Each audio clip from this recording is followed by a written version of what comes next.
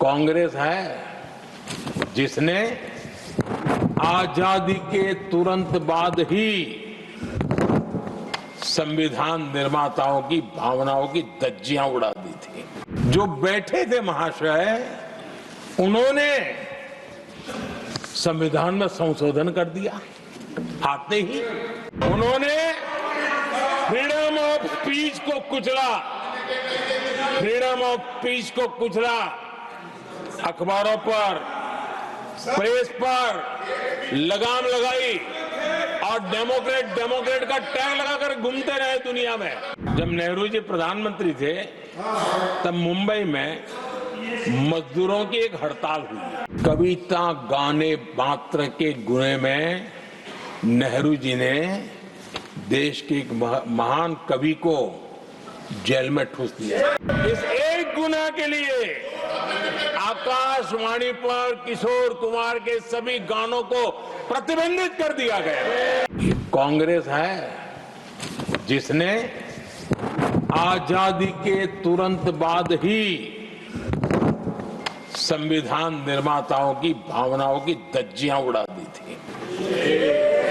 और ये दुख के साथ मैं ये कहना पड़ रहा है।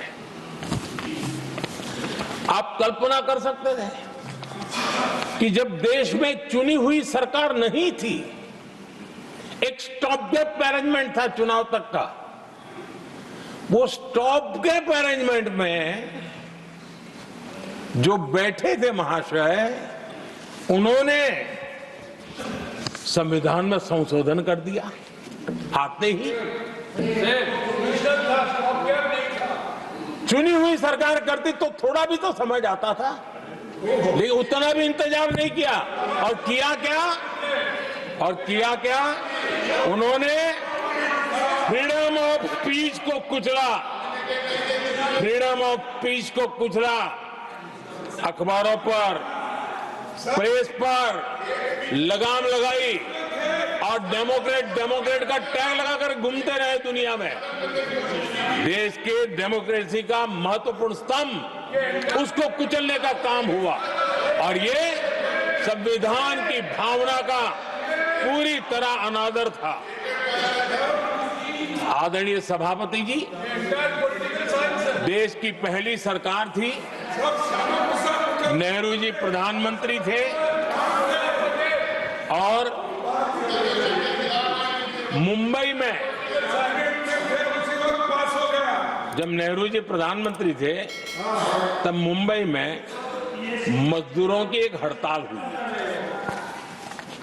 उसमें मशहूर गीतकार मजरूह सुल्तानपुरी जी ने एक गीत गाया था, कॉमनवेल्थ का दास है। ये कविता उन्होंने गाई थी। कविता गाने मात्र के गुने में नेहरू जी ने देश के एक महान कवि को जेल में ठूस दिया।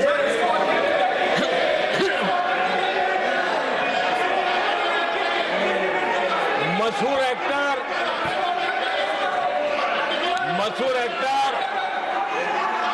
बलराज साहनी जी सिर्फ एक जुलूस में शामिल हुए थे, आंदोलन करने वालों के जुलूस में शामिल हुए थे, इसलिए बलराज साहनी जी को जेल में बंद कर दिया गया। आदरणीय सभापति जी, लता मंगेशकर जी के भाई हृदयनाथ मंगेशकर जी ने वीर सावरकर पर एक कविता स्वरबद्ध करके आकाशवाणी पर प्रस्तुत करने का योजना बनाई। इतने मात्र पर हृदयनाथ मंगेशकर जी को आकाशवाणी से हमेशा के लिए बाहर कर दिया गया। आदरणीय सभापति जी, इसके बाद देश ने इमरजेंसी का भी दौर देखा है। आदरणीय सभापति जी, इस देश ने इमरजेंसी का भी दौर देखा है। संविधान की किस प्रकार से कुचला गया, संविधान के स्पिरिट को किस प्रकार से रौंदा गया, और वो भी सत्ता सुख के लिए किया गया, ये देश जानता है। और इमरजेंसी में प्रसिद्ध सिने कलाकार देवानंद जी से आग्रह किया गया कि वे इमरजेंसी का समर्थन करें पब्लिकली। देवानंद जी ने साफ साफ इमरजेंसी पर समर्थन करने से इनकार कर दिया, उन्होंने हिम्मत दिखाई। और इसलिए दूरदर्शन पर देवानंद जी की सभी फिल्मों को प्रतिबंधित कर दिया गया।